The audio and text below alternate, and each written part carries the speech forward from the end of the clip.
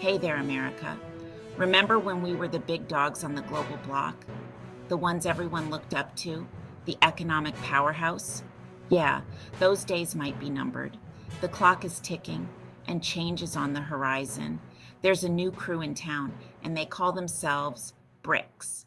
That's Brazil, Russia, India, China, and South Africa, for those of you who slept through geography. These countries are no small players.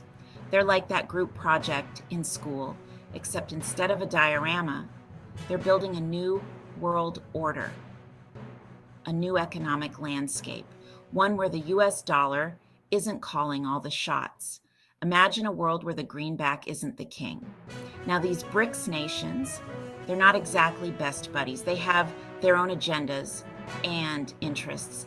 They've got their own issues and rivalries. Disagreements and conflicts are part of their dynamic, but they've found some common ground, a shared vision for a different future.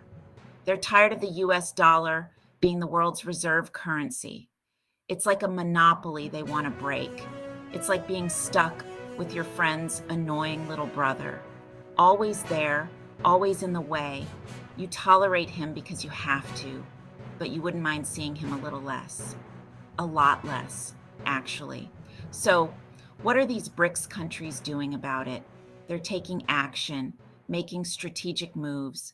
They're trading with each other in their own currencies, cutting out the middleman, so to speak. They're creating their own financial institutions, banks and funds that don't rely on the US dollar. They're basically trying to build a parallel financial system, one where the US dollar doesn't have all the power, an alternative that could change the game. Now, I'm not saying the US dollar is going away tomorrow. It's still deeply entrenched in global trade.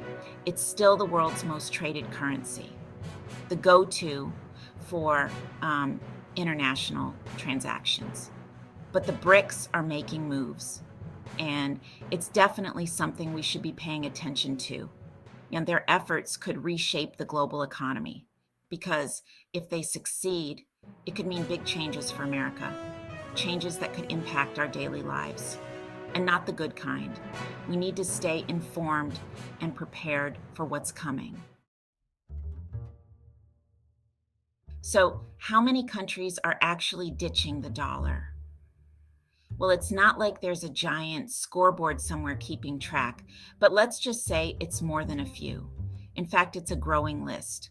We're talking about countries like China, Russia, India, Brazil, South Africa, Iran, Venezuela, and a bunch of others. The list keeps expanding as more nations join the trend. Some of these are big players on the world stage with significant influence and economic power. Why are they doing this? Well, there are a few reasons. It's not just a whim or a passing phase. First, they're tired of the US using the dollar as a weapon. Sanctions, tariffs, you name it. The financial pressure is immense. When you control the world's reserve currency, you can do that kind of stuff. It gives you leverage. And these countries are sick of it. They're looking for alternatives. Second, they see the US economy weakening. The dollar isn't as strong as it used to be. Its dominance is being questioned. And they're starting to wonder if it's time to put their eggs in a different basket. Diversification is key. Maybe a basket made of yuan, rubles, rupees, and reais. These currencies are gaining traction. Third, they want more power for themselves. Let's face it, the world is changing. The balance of power is shifting. The days of the US being the only superpower are over. New players are emerging. These countries want a seat at the table, a voice in global decisions, and they're not going to wait for an invitation. They're taking action. They're going to build their own table. A new era of global cooperation is on the horizon. Okay, so other countries are moving away from the dollar, but how does that affect us here in America? What does it mean for our daily lives and our wallets? Well, for starters, it could mean higher prices on everyday items. When the dollar is weak, imports become more expensive. This is because it takes more dollars to buy the same amount of foreign goods. And guess what? We import a lot of stuff. From food to electronics, many of our daily essentials come from abroad. From cars to clothes to electronics, you name it. Almost everything we use has some imported component.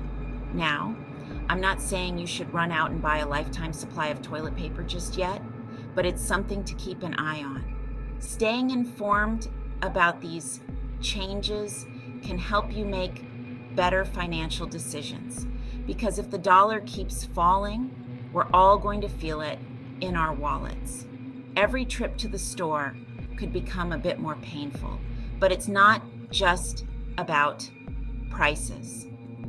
The implications are far-reaching. A weaker dollar also means less clout for America on the world stage. Our influence in global affairs could diminish. It's like going to a poker game with monopoly money. You might be allowed to play, but no one will take you seriously. People might still let you play, but they're not going to take you seriously. And that can have serious consequences. And that's the real danger here. It's not just about the money, it's about our position in the world. The US has gotten used to being the top dog. We've enjoyed a position of power and influence for a long time. But the world is changing and we need to adapt. We can't afford to be complacent. If we don't, we could find ourselves on the outside looking in. And that's a scenario we want to avoid at all costs. And that's not a good place to be. We need to stay vigilant and proactive to maintain our standing. Now, whenever there's talk about the decline of the dollar, someone always brings up Bitcoin. It's like the crazy uncle at Thanksgiving dinner. You never know what he's going to say, but you can bet it'll be interesting. So, is Bitcoin the answer to our dollar woes? Well, maybe. Maybe not. Bitcoin has a lot going for it. It's decentralized, meaning no government or central bank controls it. It's finite, meaning there's a limited supply. And it's secure, thanks to the blockchain technology it's built on. But it also has its drawbacks. It's volatile, meaning its price can fluctuate wildly. It's not widely accepted, meaning you can't use it to buy groceries yet. And it's still a bit of a mystery to most people. So, will Bitcoin replace the dollar as the world's reserve currency? Probably not anytime soon, but it could become a viable alternative, especially if the dollar continues to weaken. And hey, stranger things have happened. Remember when we thought the internet was just a fad?